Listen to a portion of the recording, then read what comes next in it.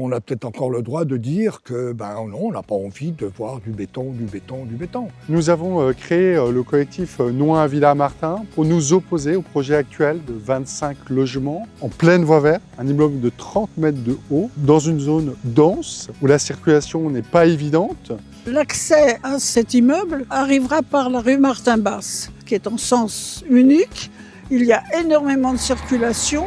Du côté du chemin Petit, du côté de la rue Martin-Basse, tout est bouché. Et je pense que mettre un immeuble ici, c'est vraiment irréalisable. On veut ici nous imposer un projet démesuré, sans prendre en compte l'environnement, sans prendre en compte vraiment la vie des citoyens, sans réelle vraiment étude d'impact, ne serait-ce que sur la mobilité.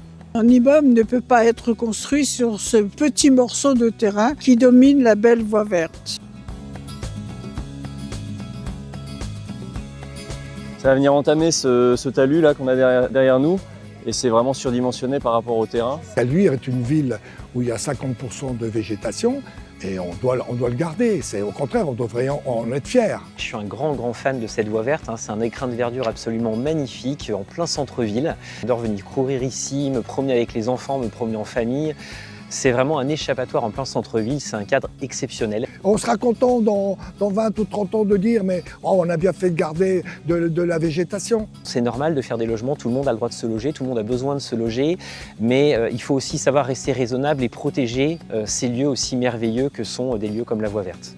On est sur un petit terrain et on a fait un projet démesuré et c'est juste ça qu'on aimerait souligner.